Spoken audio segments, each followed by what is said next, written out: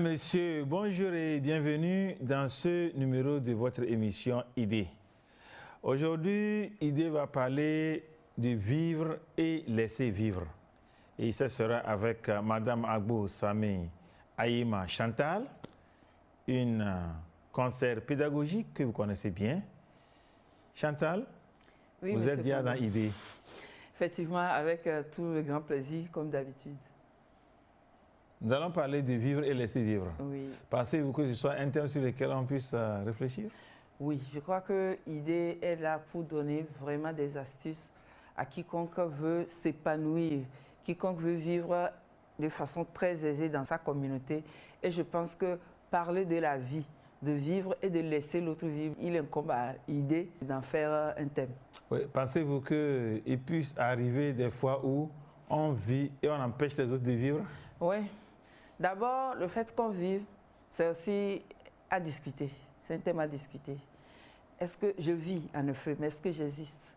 Et maintenant, supposons que j'existe effectivement, c'est-à-dire que je suis là, je suis présent et effectif. Est-ce que je laisse les autres vivre comme cela se doit? En tant que conseiller pédagogique, vivre et laisser vivre. Si je dois vivre, il faut que je vive normalement. Et si je vis, il faut que je laisse l'autre vivre. Vous savez, l'être humain est social. Dieu a voulu que nous soyons en communauté. Ce qui fait que si quelqu'un essaie de s'isoler, cette personne a forcément des soucis. Et c'est d'ailleurs difficile de rester seul quelque part dans un environnement où il n'y a pas d'autres personnes. Si je dois avoir des relations avec les autres, si je dois collaborer, dans quelle mesure je dois le faire pour que mon existence ait un sens et pour que je puisse être une bénédiction autour de moi. Vivre, c'est avant tout exister. Il y a des gens qui mourront, mais qui n'auront pas vécu. Quand vous êtes mort et qu'on vous a enterré, c'est fini. On ne parle plus de vous. Là, ce n'est pas ce que je pense que le Tout-Puissant veuille ou bien le Créateur veuille de nous. Ce que Dieu veut, c'est que nous vivons. Et vivre, au fait, comment on peut l'entendre? Au-delà de la vie et de l'existence, il faut quand même s'autosuffire si on veut forcément exister. Vous savez, s'autosuffire, c'est quoi? C'est-à-dire arriver à se prendre en charge. Il est vrai que lorsque nous naissons, nos parents sont là pour nous aider à la maturité, c'est-à-dire à devenir adultes. Maintenant que je suis adulte, il faudra que je vive et c'est là où je dois m'autosuffire. Et là, nous sommes en train de parler de l'autonomie. Que j'arrive à m'occuper de moi-même, que j'arrive par exemple à payer le loyer, que j'arrive à ne plus être à la charge des parents ou d'autrui alors que j'ai 40 ans. Et ceci n'incombera que à moi-même, c'est-à-dire personne ne le fera à ma place. C'est là où les gens pensent qu'il faut tout faire pour ne serait-ce que survivre et essayer en allant de vivre. Quand par exemple j'ai mon diplôme, j'ai peut-être la licence, j'ai la maîtrise, et il se fait que je n'ai pas de boulot. Ça peut arriver. Est-ce que je vais rester comme ça et me dire que je n'ai pas de boulot et attendre qu'à 40 ans, on s'occupe encore de moi? Je crois que je peux essayer de tout faire pour au moins s'occuper de moi et après voir dans quelle mesure, lorsque je vais me marier, s'occuper de l'autre et de toute ma famille. J'ai fait la série D, j'ai eu mon bac D. Mes parents ont voulu que je fasse la médecine, donc je me suis inscrite en médecine. Donc j'étais partante pour être médecin. Mais voilà qu'un an après, à cause de la grippe, c'était en 92, j'étais obligée de retourner à Palimé, etc., etc. Donc je n'ai pas pu réussir en médecine. Et vous savez, en médecine, ou soit vous doublez, ou soit vous n'êtes plus là. Donc, je n'ai pas eu l'opportunité de continuer. Et là, je me suis dit, ah tiens, il faudrait quand même que je survive. On a lancé le concours de jardinière d'enfants. En ce moment, c'était le BPC.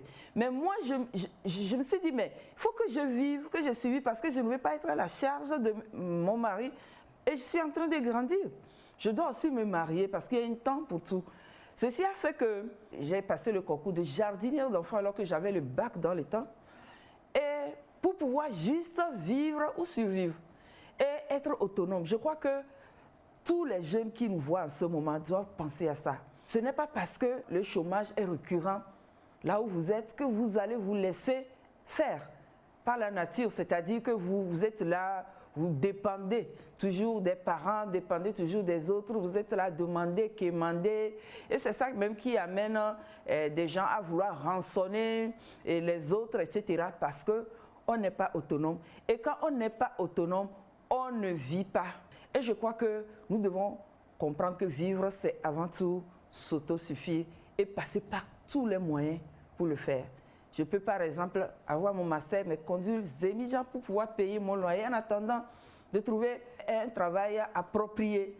Mais avoir mon diplôme et rester dans ma chambre, ça ne va pas faire de moi une personne libre, épanouie, et c'est difficile pour moi d'exister parce que je dois me marier, parce que je dois quand même faire face à des responsabilités. Et parlant de responsabilités, je crois que vivre, c'est être responsable. Être responsable de soi. Être responsable de ses choix. Choisir de dire la vérité ou choisir de mentir. Choisir de voler ou choisir de travailler. Quand par exemple, je me retrouve en prison pour avoir fait un mal, quelles que soient les justifications, je crois que c'est ma responsabilité et c'est moi qui ai choisi d'être là-bas. Et par exemple, quand je choisis d'épouser une personne que je ne devais pas épouser parce que je voudrais que cette personne s'occupe de moi, c'est un choix. Donc, vivre, c'est assumer au fait ses choix, ses décisions. Et vivre, c'est pouvoir prendre des décisions pour soi. Quand on arrive à un moment, il faudrait quand même qu'on comprenne que ce n'est pas les autres qui doivent prendre des décisions pour moi, c'est à moi de prendre des décisions, de savoir où je dois vivre, qu'est-ce que je dois faire. Et quand je prends mes décisions, je les assume. Parce que généralement, on constate des gens qui se plaignent, qui disent que c'est l'autre qui m'a fait ça. C'est vrai, nous passerons toujours par des défis. Mais ce que nous assumons les défis et que nous arrêtons de penser que c'est l'autre qui doit faire pour que moi j'existe. Non. Par rapport à ce que vous dites, oui. Un coup de regard dans la société vous fait penser que les uns et les autres comprennent que c'est de leur responsabilité de choisir? Beaucoup ne le comprennent pas. D'aucuns pensent qu'il incombe aux parents de faire de moi ce que je suis. Alors que déjà à partir de 20-25 ans, c'est plutôt moi-même qui dois décider. Décider par exemple de faire partie d'un parti politique ou d'un autre, c'est mon choix. On ne va pas me forcer, me contraindre, ou bien la nature, ou bien les situations ne veulent pas me contraindre à être quelque part où je ne dois pas être. Et après, penser que c'est la société, c'est les situations, c'est la nature qui a fait de moi ce que je suis. Non, je suis responsable de mes choix. La vie est un choix et nous assumons nos choix et c'est ça, vivre. Celui qui n'a pas cette capacité de décider, d'assumer, cette personne ne vit pas. Quand je dis que je veux vivre, cela sous-entend que je veux impacter le monde.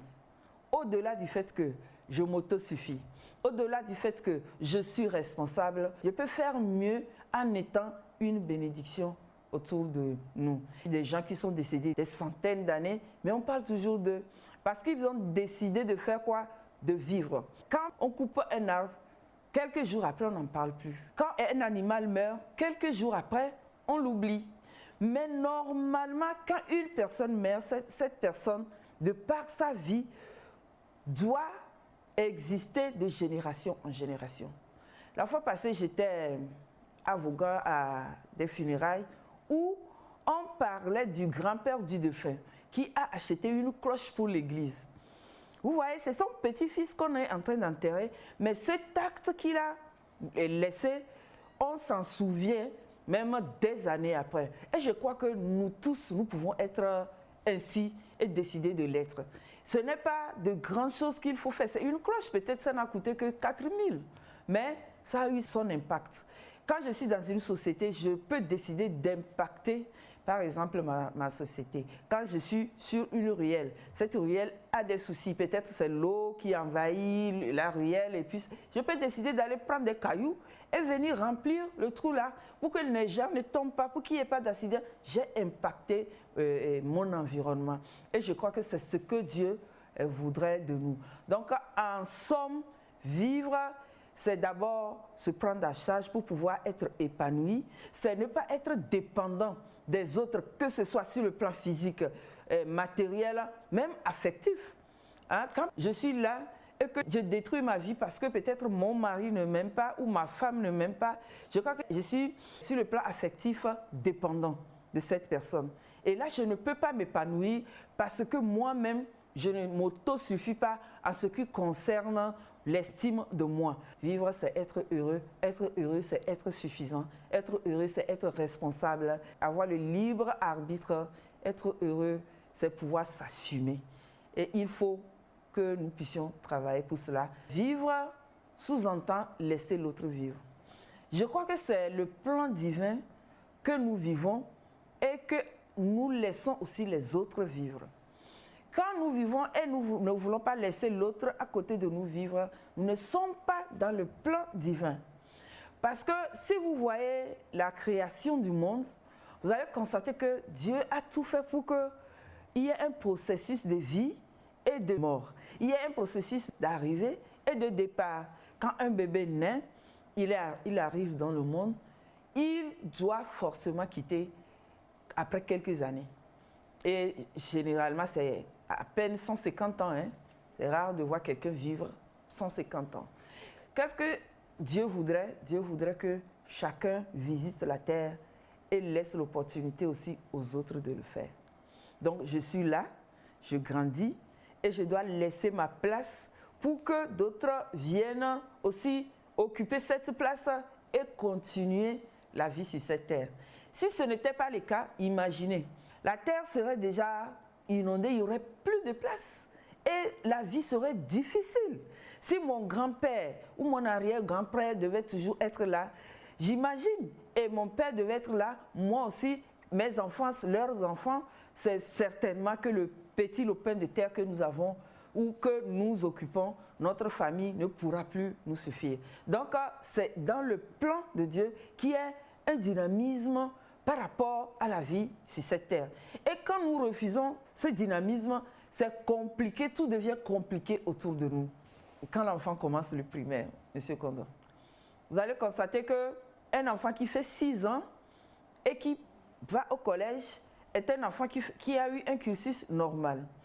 Mais un enfant qui est au primaire et qui doit faire peut-être 12 ans, il devient problématique. Problématique du fait qu'il doit laisser sa place aux autres. Si tout le monde devait faire comme lui, finalement, dans le village, il n'y aura plus de place pour les autres. Donc, l'enfant doit quitter pour aller au collège. Et quand l'enfant vient au collège, il doit tout faire pour laisser la place aux autres en allant au lycée.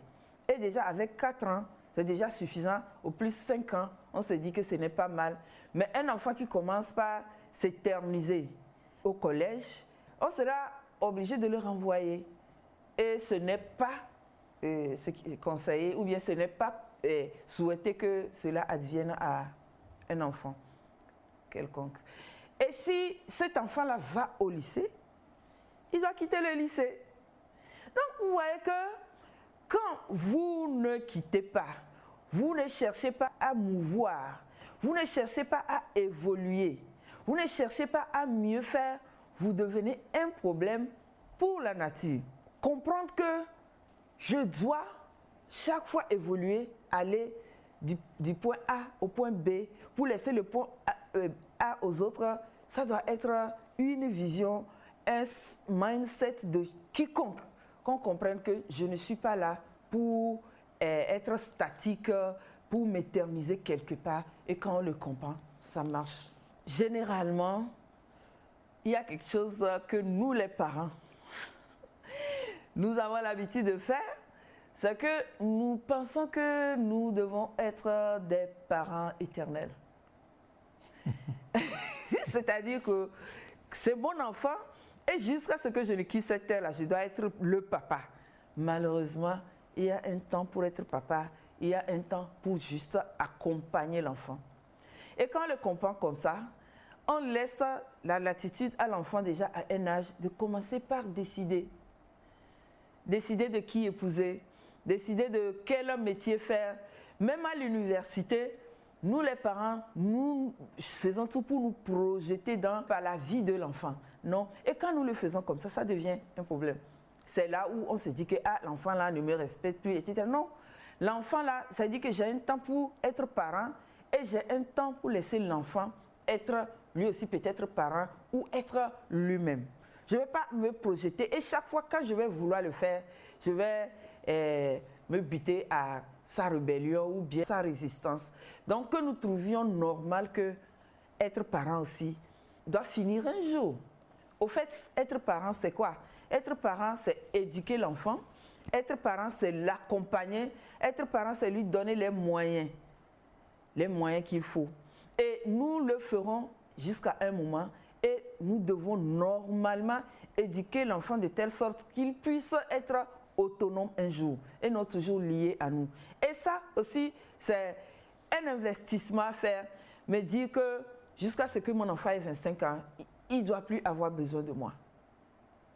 Et là, on fait tout. Si l'enfant arrive à réussir à l'école, tant mieux. S'il ne réussit pas, on se dit, ah, on cherche un métier pour que l'autonomie de l'enfant soit effective.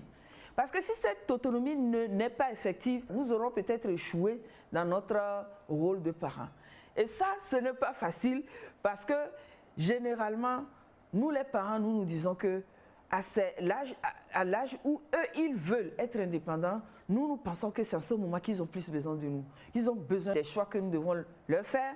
C'est vrai, c'est ce que nous pensons. Mais quand la nature veut que l'enfant prenne, ça veut dire que notre rôle de parent, d'accompagnateur, d'investisseur dans la vie de l'enfant prenne fin. Il faut qu'on comprenne. Il y a des papas qui veulent toujours intervenir dans la vie de couple de leur enfant. Je crois qu'il faut comprendre que quand on a fini son travail, quand on a fini son investissement dans la vie d'un enfant, on doit arrêter. Donc, c'est par rapport aux parents et aux enfants. Lorsque vous faites une petite enquête, est-ce que c'est facile aux parents d'arrêter leur rôle de parent aussitôt? Pas du tout. Ça s'apprend aussi. Ça s'apprend quand vous constatez que vos enfants commencent par vouloir faire des choses que vous ne voulez pas forcément. Ne mettez pas ça sur le dos de la rébellion. Comprenez que votre rôle est en train de se terminer. Et ça fait mal. Moi-même, je suis en train de vivre ça. J'aurais bien voulu dire des choses, mais je comprends que de plus en plus, les enfants me disent, maman, tu sais, merci quoi. Tu as fait de ton mieux, laisse-nous vivre et ce n'est pas facile. Et je crois que l'enfant aussi doit laisser ses parents vivre à un moment donné en étant autonome, comme on l'a dit.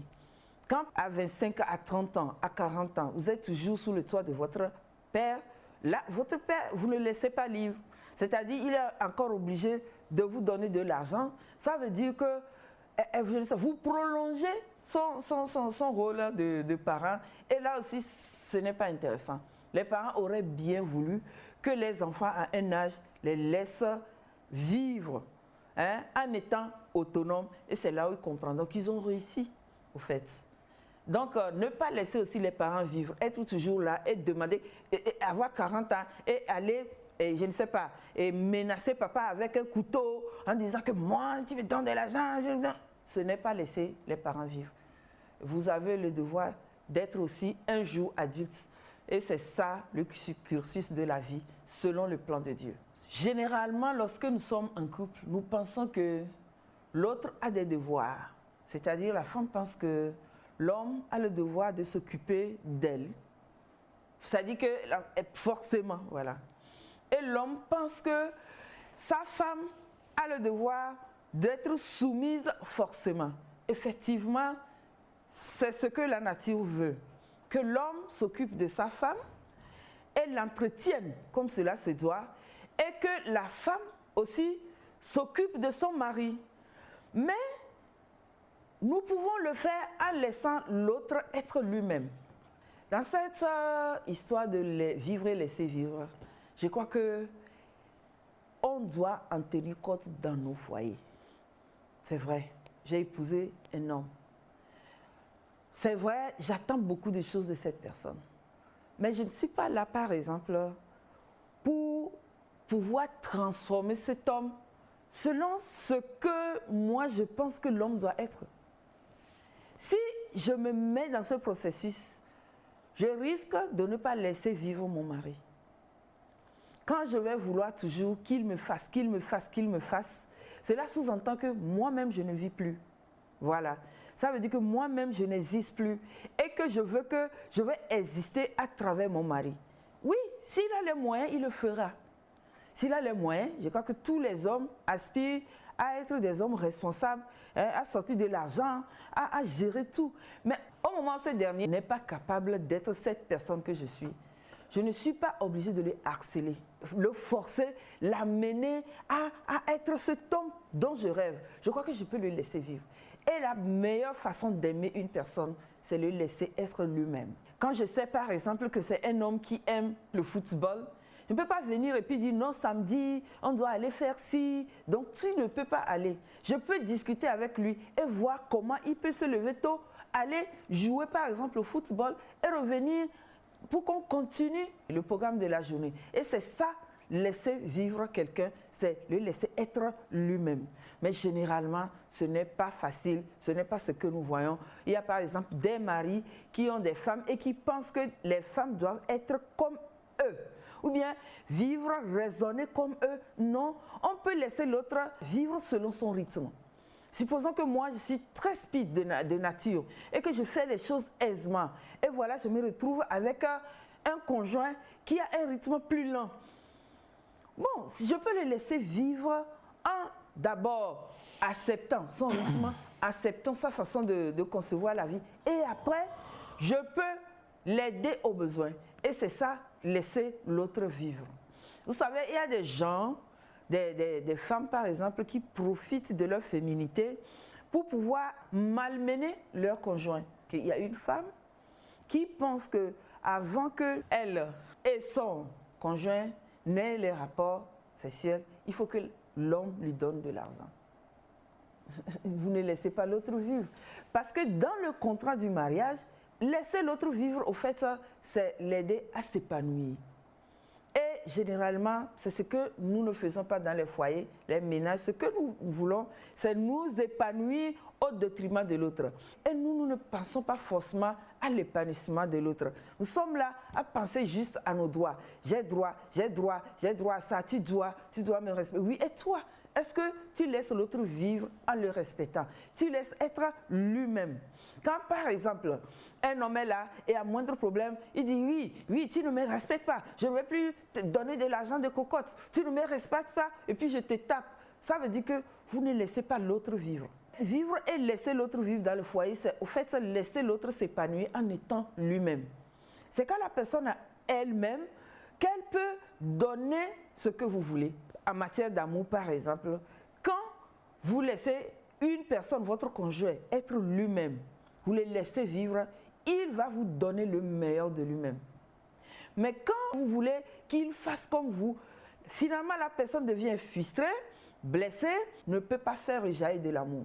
Vous aurez beau faire, cette personne ne vous donnera pas ce que vous voulez, à moins que vous le laissez vivre sans contrainte. Quand par exemple je refuse à mon conjoint de ne pas travailler, ou bien mon conjoint, il travaille mais il est sous contrainte, c'est-à-dire des fois il revient un peu tardivement. Et quand je ne le laisse pas faire, certainement que ce conjoint-là sera un conjoint frustré. Parce que nous n'avons pas forcément les mêmes éducations, nous n'avons pas forcément les mêmes conceptions de la vie.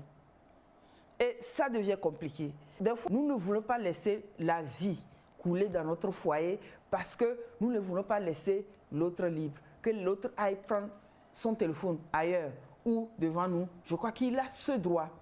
Voilà, qu'il a ce droit. On ne va pas chaque fois vouloir que l'autre fasse ce qu'on veut, mais on le laissera libre. Si c'est, par exemple, un conjoint qui aime peut-être sortir, nous les femmes, nous n'aimons pas ça, hein? Nous voulons souvent que vous soyez avec nous. Mais quand il arrive que ce soit ce mari que j'ai, que Dieu m'a donné, je peux le laisser vivre tout en lui demandant quand même de prendre soin de lui-même, d'éviter des dégâts dehors et le laisser vivre. Et cela me donnera au fait moi aussi l'opportunité de vivre parce que je ne serai pas une dépendante affective en train de chercher la vie auprès de mon mari.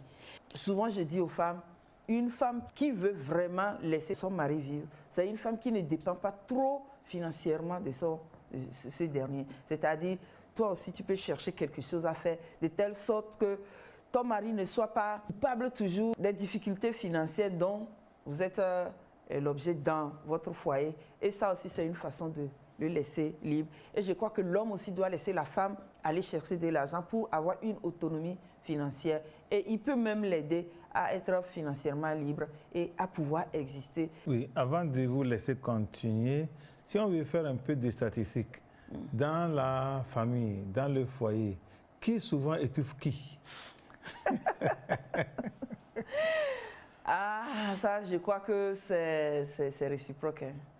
Les femmes, il y a des femmes qui étouffent des hommes, il y a des hommes qui étouffent des femmes, et il y a aussi des hommes qui étouffent des femmes au même moment que ces dernières aussi les étouffent. Je crois qu'on s'étouffe généralement quand on ne laisse pas l'autre vivre, quand on pense que l'autre est notre objet. Aucune personne ne peut être votre objet. Hein, même nos enfants ne sont pas nos objets, ce sont des dons de Dieu. Vous ne pouvez pas les maîtriser, vous ne pouvez pas imposer votre façon de faire. Faire cela, c'est démontrer que vous connaissez plus que l'autre et c'est ce que vous savez qui est mieux. Non, qui vous a dit que c'est ça qui est mieux?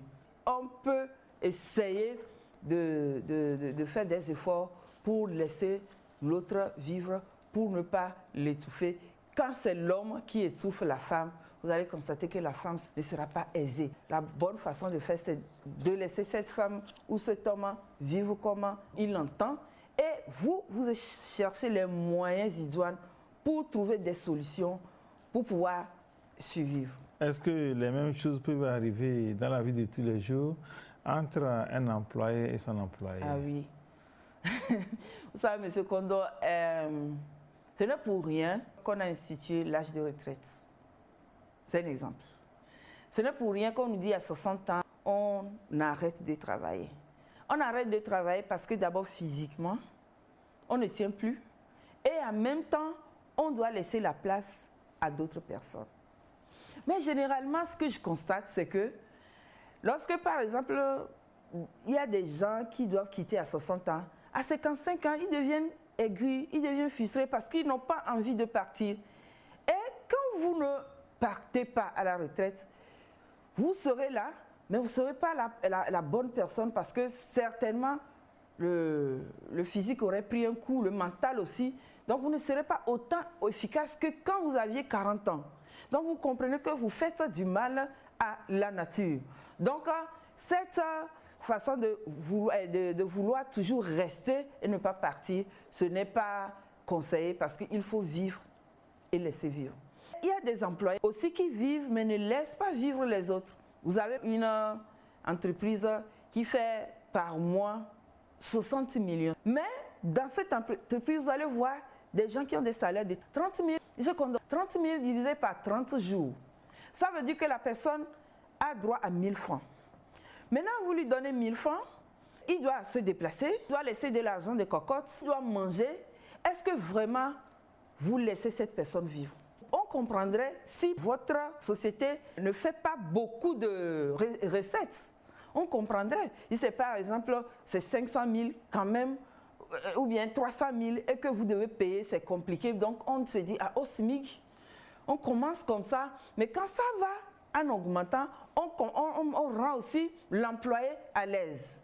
Mais quand ça s'augmente et que votre employé est toujours à 30 000, alors que votre recette est en train d'augmenter, vous ne laissez pas vivre l'autre.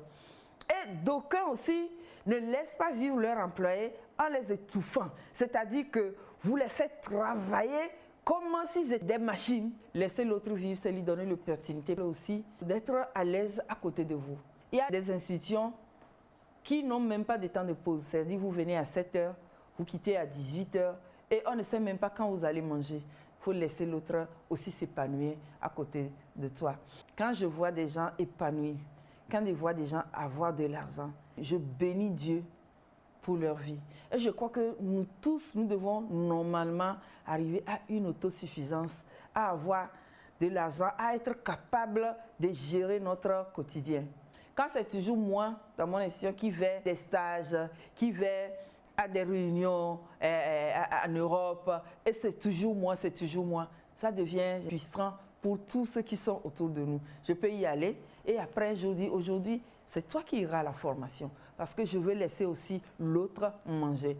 Quand j'ai une entreprise qui marche bien, je peux aider les autres, d'autres personnes à pouvoir faire la même activité sans être peiné. On ne va pas manger seul et laisser tout le monde autour de moi affamé. Et quand on le fait, c'est qu'on ne donne pas la latitude à l'autre de vivre. Des fois, on ne le fait pas sciemment.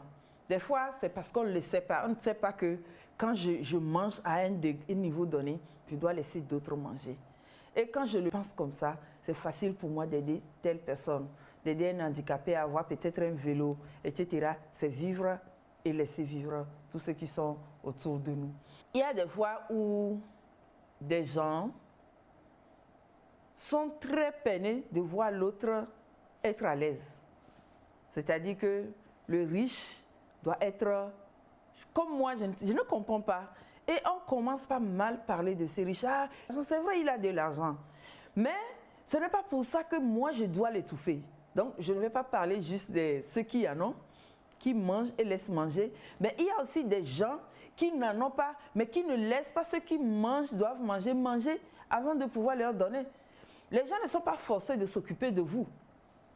Ils ne sont pas forcés de faire des choses. Ce qui fait que quand vous avez peut-être quelqu'un qui réussit dans votre famille, qui devient ministre, vous tous vous agrippez sur lui et vous ne le laissez pas vivre. Ce n'est pas seulement le riche qui mange et qui ne laisse pas le pauvre manger, mais il y a le pauvre aussi qui ne veut pas laisser le riche manger. Finalement, vous vous retrouvez au même niveau. Quand vous prenez tous vos enfants et que vous allez laisser à quelqu'un qui vient d'avoir son boulot, peut-être il est à 150 000 et toutes les sœurs viennent prendre chacun leur enfant, venir déposer là-bas. Ce petit frère ne pourra jamais réaliser. Il ne pourra jamais acheter un terrain. Est-ce que c'est dans ce sens qu'on dit que 10 pauvres plus un riche, ça fait 11 pauvres?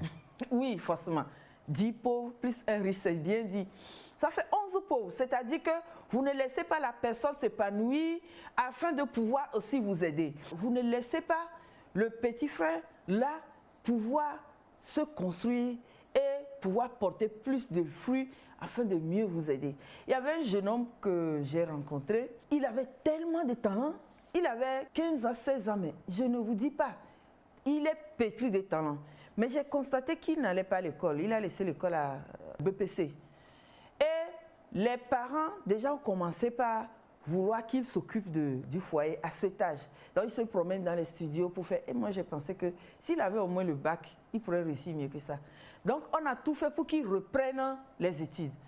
Mais vous savez que les parents n'ont pas accepté ça parce que tant qu'il est sur les bancs d'école, il ne peut plus aller faire les gombos comme eux-mêmes ils disent. C'est-à-dire les affaires par-ci, par-là, 5 000 et venir le leur donner.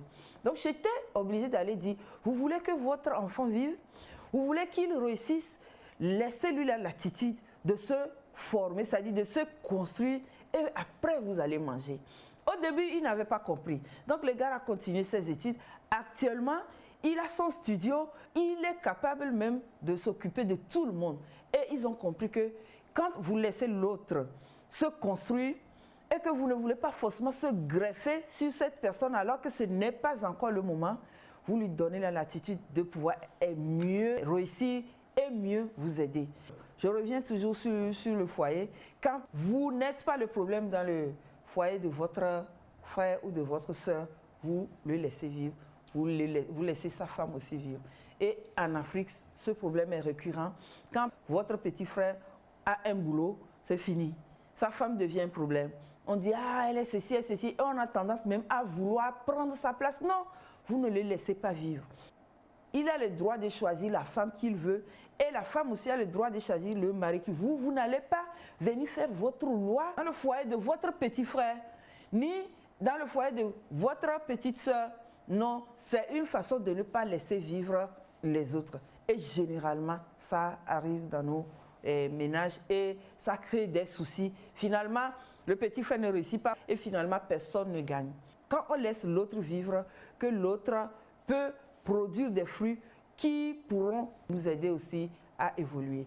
Donc, laissons tous ceux qui sont autour de nous vivre, laissons nos enfants vivre, laissons nos foyers vivre, tâchons d'être une bénédiction pour notre entourage, parce que nous-mêmes, nous avons vécu et nous avons laissé l'autre vivre. Au fait, cette phrase de vivre et laisser vivre est sortie d'une situation, c'était en 1919, où il y avait la guerre, la Première Guerre mondiale. Qu'est-ce qui s'est passé? Il y avait un moment où ils devaient fêter, c'était en 1919, on devait fêter Noël. Et c'était entre les Britanniques et les Allemands. Et vous savez que c'est des chrétiens de religion en général. Donc ils devaient fêter Noël et ils ne pouvaient pas fêter Noël s'il y avait la guerre. Donc ils étaient obligés de faire quoi? De faire trêve de Noël, c'est-à-dire aller vers l'autre pour dire, vous savez, nous sommes en guerre, mais nous devons fêter Noël. Et c'est en ce moment que la citation est sortie, il faut vivre et laisser vivre. Ils ont compris, ils ont fêté Noël ensemble et après ils ont repris leur activité. Donc pour dire qu'on peut à un moment laisser vivre l'autre. Quand nous harcelons la personne, nous voulons que cette personne soit autrement et que ça ne marche pas, laissez-le vivre. Parce que sa vie ne vous appartient pas. Au fait, ça, Dieu, lui, il nous laisse vivre. Lui n'a jamais dit que celui-ci est païen, celui-ci est musulman, celui-ci est chrétien. Donc, je dois les tuer. Il laisse les païens vivre, il laisse les chrétiens vivre, il laisse les bouddhistes vivre, il laisse les musulmans vivre. Mais pourquoi nous aussi, nous ne pouvons pas prendre ça de lui et laisser les autres vivre? Si lui, il n'a pas tué le païen, ce n'est pas à toi de venger Dieu. Si tu penses que le païen ne doit pas exister alors que Dieu l'a laissé vivre, qui sommes-nous pour pouvoir contrôler la vie de l'autre? Qui sommes-nous pour pouvoir vouloir que ma femme soit ce que je dois être alors que Dieu l'a laissé vivre comme tel avant que tu ne le rencontres? Donc, vouloir changer l'autre, ne pas laisser l'autre vivre, c'est une façon de faire croire que nous sommes au-dessus de Dieu et nous pouvons faire quelque chose que Dieu n'a pas fait. Donc, nous devons laisser les autres vivre à leur convenance, à leur rythme. Et c'est là où ces personnes-là pourront aussi porter des fruits susceptibles de nous amener à nous épanouir. Des fois, ce que nous constatons dans le ménage, c'est qu'il y a les parents qui sont dans un parti politique, l'enfant grandit et l'enfant pense que lui doit être dans un autre. Et on dit non, non, non, non, non, non, nous on n'est pas comme ça, tu dois être comme nous. Non. Pourquoi tu penses qu'il doit être comme toi? L'enfant n'est pas là pour te reproduire, non. L'enfant est là pour pouvoir faire quoi? Pour pouvoir aussi exister. Donc, qu'on donne la latitude à quiconque de faire un choix ou d'appartenir à un parti politique ou à une religion, c'est aussi laisser l'autre vivre alors que nous-mêmes nous vivons. On suppose que, après ce thème, chacun a compris toutes vos explications. Le processus de la vie à la mort. Si tout le monde comprend qu'on doit laisser la place aux autres, n'eût été cela, nous, on ne devrait pas vivre. Que deviendra alors le monde? Si on comprenait qu'on doit laisser l'autre vivre et qu'on doit céder de la place à l'autre, c'est que nous-mêmes, nous serons aguerris, c'est-à-dire nous serons préparés à partir normalement et dans de bonnes conditions et nous serons heureux de laisser l'autre prendre notre place parce que nous lui avons laissé l'opportunité. Et on peut voir des enseignants ou bien des formateurs laisser leur former, aller même au-delà de ce qu'on leur a appris. C'est-à-dire que moi, je suis un professeur au lycée. Je peux par exemple, en laissant l'autre vivre, amener mes étudiants à être même plus que moi. Parce que je ne pense pas détenir le monopole de la vie, le monopole de la formation, le monopole du destin. Je crois qu'il n'y aura pas trop de guerre autour de nous parce que souvent nous luttons pour quoi? Pour les places. Nous luttons pour ne pas partir, pour ne pas quitter. Lorsque nous parlons de partir, nous ne disons pas à une femme de quitter son foyer. Il y a des lieux où on est là pour rester éternellement et nous le savons. Et c'est notamment le foyer. Le plan de Dieu, c'est que quand vous êtes mariés, vous restez là jusqu'à la mort. C'est pourquoi toujours nous disons que c'est la mort qui va nous séparer. À part le foyer, où il faut plutôt tout faire pour rester, je crois que partout, on doit comprendre qu'à un moment donné, on doit partir. À un moment donné, on doit céder. Si on comprend cela, on peut même faire un testament, parce qu'il y a des gens qui ont peur du testament, d'écrire. Et après leur mort, c'est de la débandade, c'est-à-dire tout le monde fait ce qu'il veut. On peut éviter tout ça en sachant que j'ai déjà 60 ans, il faut que j'écrive quelque chose. J'ai des enfants en dehors du foyer, tout ça. Il faut que je préserve leur avenir en écrivant. C'est quand on comprend qu'il faut vivre et laisser vivre qu'on fait ce genre de choses. Quand j'ai une société, que je suis en train de vieillir, je peux penser à la personne qui va me remplacer. Donc vous voyez qu'avec cette idée du fait que la vie est dynamique et que je ne suis pas là pour être éternel, je commence par préparer déjà mon départ et ce qui va arriver après moi. Si j'ai une amie qui a une société qui est très grande, mais son problème c'est que ses enfants sont partis faire des études en Angleterre, mais refusent tous de revenir prendre la gestion de la société. Qu'est-ce qu'elle a fait? Elle était obligée de voir dans la famille des enfants qui ont cette compétence ou bien ailleurs. Et elle est déjà en train de préparer sa retraite, alors que c'est elle-même qui est la chef de son entreprise. Elle peut ne pas penser à ça et se dire que quand je veux mourir, c'est fini, bon, ils font ce qu'ils veulent. Mais elle s'est dit, il faut que je prépare mon départ. Et quand on prépare son départ, ce qui est bien, c'est qu'on prépare la personne qui va vous remplacer. Et généralement, on dit qu'un bon leader prépare son départ.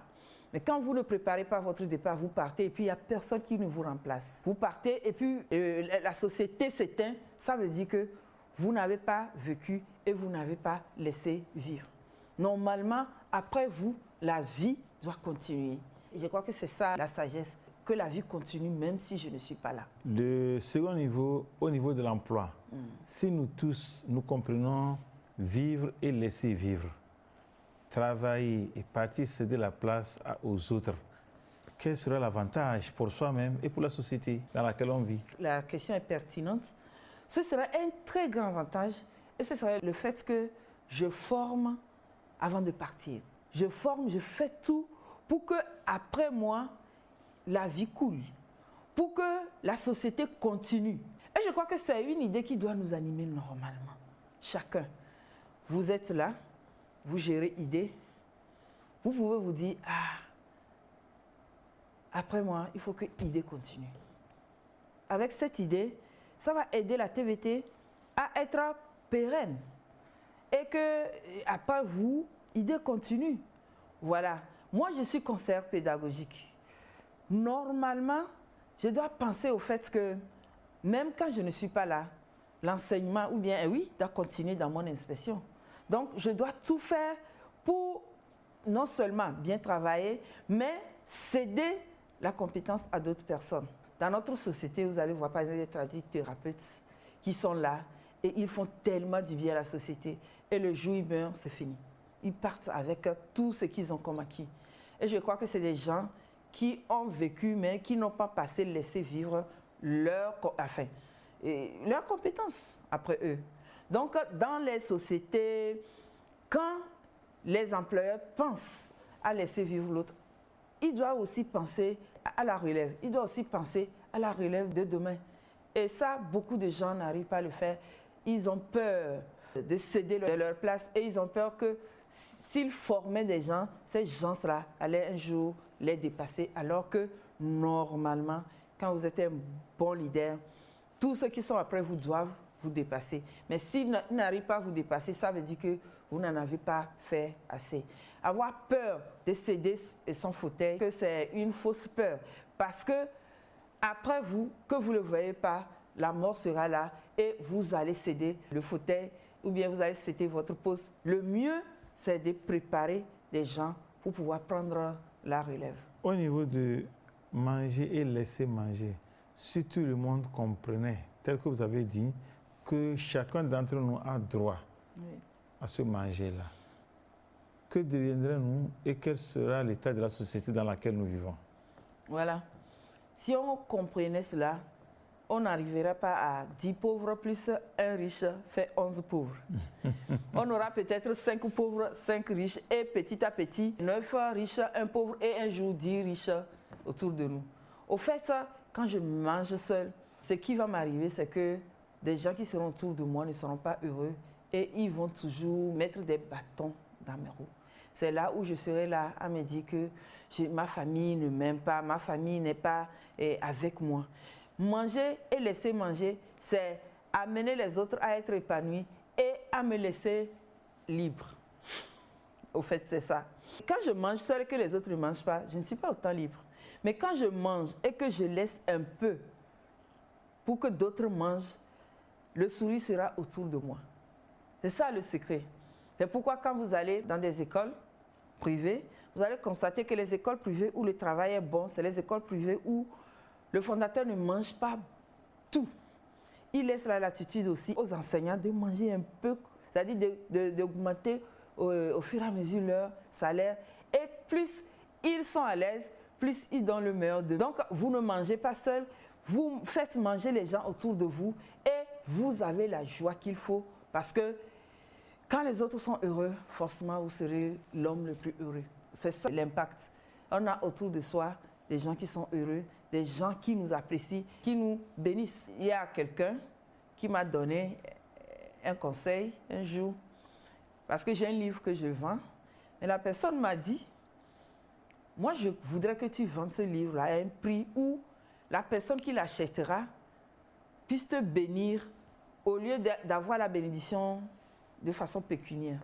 Parce que la bénédiction qui reste, la bénédiction qui est efficace, c'est celle qui vient des gens autour de vous qui vous remercient, qui vous diront grâce à vous nous vivons, grâce à toi je m'occupe de ma famille, parce que tu as mangé mais tu m'as laissé aussi manger.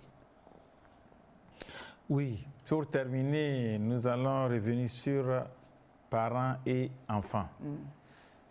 Comment les parents doivent s'y prendre pour pouvoir laisser dignement leur place à leurs enfants pour que ceux-ci aussi deviennent des parents dignes? Pour préparer la relève au niveau des enfants, il faut d'abord commencer par inculquer des valeurs que nous souhaitons. Lorsque nous inculquons ces valeurs en eux, certainement qu'ils vont reproduire ces valeurs et nous ne serons pas en déphasage au moment où nous devons céder la main. Mais quand on n'aura pas investi, c'est au moment où nous allons céder la main, nous verrons que nos valeurs ne sont pas restées et c'est là où le conflit va continuer. Je ne peux pas être heureux d'avoir un enfant qui commence par boire, alors que moi je voudrais un enfant qui soit responsable et qui soit dans un métier. Donc on n'aura pas une relation conviviale parce qu'on n'aurait pas investi dans la vie de l'enfant. Et vouloir un adulte mature, ça se prépare dès l'enfance. Donc je me prépare à reproduire les bonnes valeurs dans l'enfant, de telle sorte que lorsque je dois lui laisser l'opportunité d'être aussi un parent, qu'il puisse faire un bon choix de conjoint, qu'il puisse travailler comme moi-même j'ai travaillé, qu'il puisse faire des bonnes choses que j'ai faites. Et maintenant, s'il arrive qu'il y a des choses que l'enfant fasse qui ne soient pas de mes ressorts, je suis obligée de le laisser faire et de l'accompagner malgré moi, parce que c'est ça mon devoir. Et c'est là où je le laisserai vivre comme il veut, priant pour lui, pour qu'il puisse quand même trouver le bon chemin et m'honorer et pérenniser mon nom. Donc c'est un travail à faire, ce n'est pas anodin, on ne reste pas comme ça. Et maintenant à 20 ans, on voudrait que l'enfant soit ce que je n'ai pas mis en lui, et c'est plus compliqué. Voilà, Madame Agbo Samé Chantal Ayema, j'aurais souhaité vous garder plus longtemps que ça, mais le temps qui nous est alloué est déjà fini. Nous devrons céder l'antenne pour que la télévision togolaise continue dans ses programmes. Oui. Votre message de fin? Mon message de fin, c'est nous devons vivre et laisser l'autre vivre. Nous n'allons pas seuls vivre, mais nous allons laisser l'autre vivre. Si je laisse ma femme vivre comme elle doit, selon son rythme, elle sera une femme épanouie. Si moi, la femme, je ne suis pas trop exigeante, n'opprime pas mon mari sera le meilleur des maris. Si je suis en société et que le moment est venu de céder le passage, qu'on puisse le faire. Et c'est là où on peut aussi préparer sa mort. C'est possible, parce qu'on sait qu'on doit laisser le passage à d'autres. Ceci nous amène à vivre dans la pensée divine qui est dynamique, qui veut que nous mangeons, que les autres mangent, que nous vivions, que les autres vivent. Et tant que les gens vivront, nous aussi nous serons heureux. Nous sommes ainsi arrivés à la fin de ce numéro de votre émission Idée qui est portée sur vivre et laisser vivre. À travers toutes les explications de notre invitée, Madame Agbo Chantal Ayema, nous avons compris que l'être humain doit comprendre qu'il est de passage et qu'il n'est pas autant nécessaire que cela se doit. Avec ou sans lui, la vie continue et doit préparer son derrière.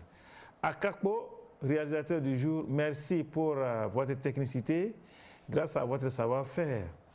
Avec le concours de tous ceux qui vous entourent, vous avez pu apporter son et image à nos chers téléspectateurs qui nous suivent à chaque numéro. Nous leur promettons que d'ici la semaine prochaine, la télévision togolaise leur proposera un nouveau thème. Et d'ici là, je vous dis bye bye.